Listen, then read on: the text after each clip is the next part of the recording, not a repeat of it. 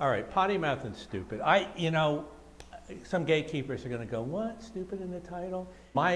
In my opinion, it's the most important book I've ever done because it's about word bullying and it's about why a lot of boys get so angry and continue to be angry right into adulthood. Because they get this, in the case of potty mouth and stupid, they get these nicknames when they're like 5 years old in the story. And when they're 12, they still have those nicknames, potty mouth and stupid, which is ridiculous. And it's kind of a cool story in terms of where it goes, which is always nice, because I don't like to preach, I like to tell a story and then let people take whatever they want to take out of it. But I think it's, in this day and age, I think word bullying is so much more important to deal with than even physical bullying. I mean, there are a few schools where physical bullying is still a huge problem, but word bullying is kind of a problem everywhere. And it can be so cruel. And interestingly, a lot of teachers are word bulliers, and they don't realize it. They're laying these labels on kids, and they're laying these, and it scars these kids. So I'd like to make everybody aware of what a big problem is, but to do it with comedy. Oh, absolutely. Yeah, no, word bullying, yeah, that's one of the big problems with word bullying. It's online, and they don't have to even get that old. I mean, a lot of kids are going online when they're pretty young now.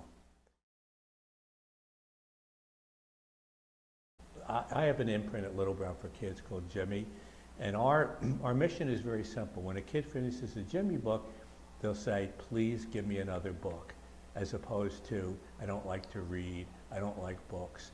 And that's the most important thing. Treasure Hunters, another series, and it's these 4 kids who their parents are treasure hunters. And they go around the world finding real treasures, things that actually are out there and haven't been found. And my promise to kids that read that book is I will take you literally every place around the world.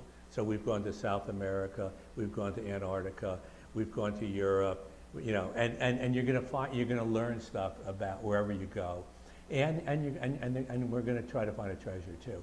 And in the beginning, both their parents have disappeared, and they decide that they're going to continue the business because so much of it they can do on the internet, and nobody knows it's kids. So it's kind of a cool fantasy in which the kids are empowered to go out and not just find the treasures, but also find their parents.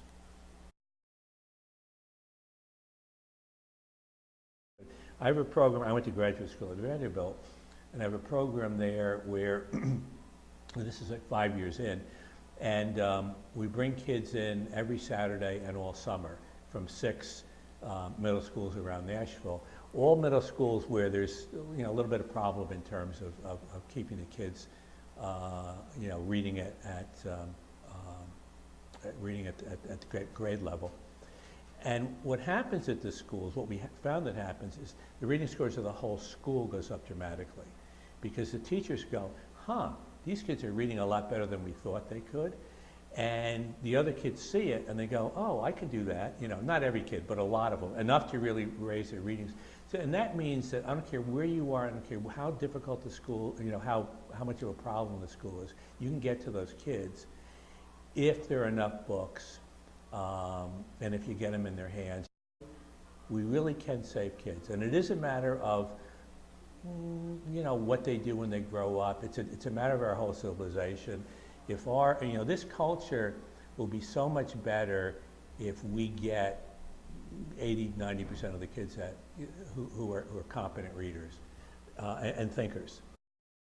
And there are all sorts of studies now that especially with fiction, that fiction readers are more compassionate statistically, and ultimately they make better citizens, they make better spouses, they make better parents. This is a good thing. This is a good thing.